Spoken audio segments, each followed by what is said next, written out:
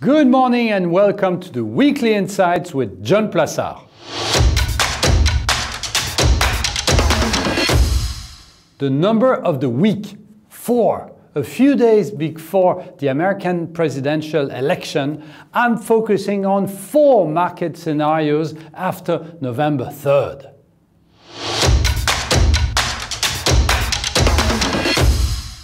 Scenario 1. Joe Biden becomes the 46th president of the United States and also wins the Senate.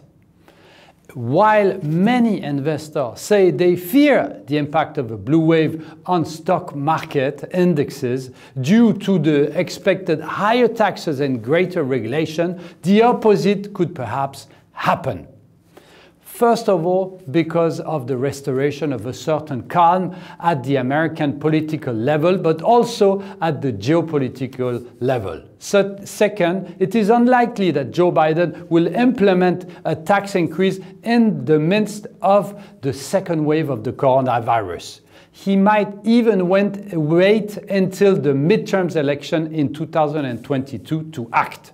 Historically, Democrats have always had trouble motivating voters in midterms election. Finally, even if tax reform were to be implemented, it is likely that new taxes and regulations will be offset by incentive for consumption and investment.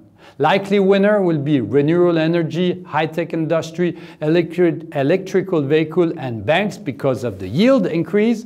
Likely loser, health insurance, large-cap technology, for-profit education and media.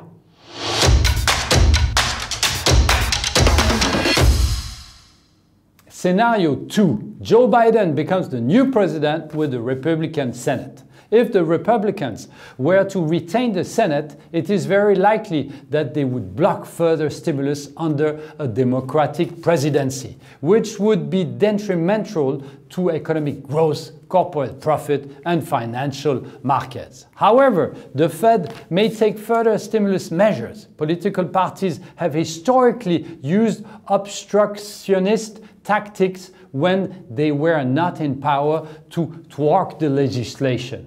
One example is the fiscal austerity between 2012 and 2015 as a major reason for the slow economic recovery.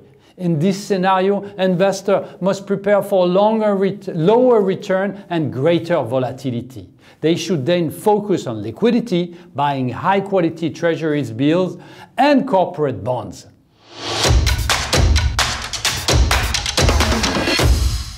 Scenario 3. Vote recount. This is the scenario feared by investors.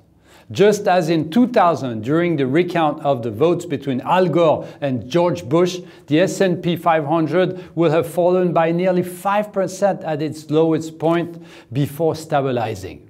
We will also see the fall of the dollar and the rise of gold. In such a case, any drop in the market during a contested election should be threatened as an opportunity to buy risky assets and sell volatility.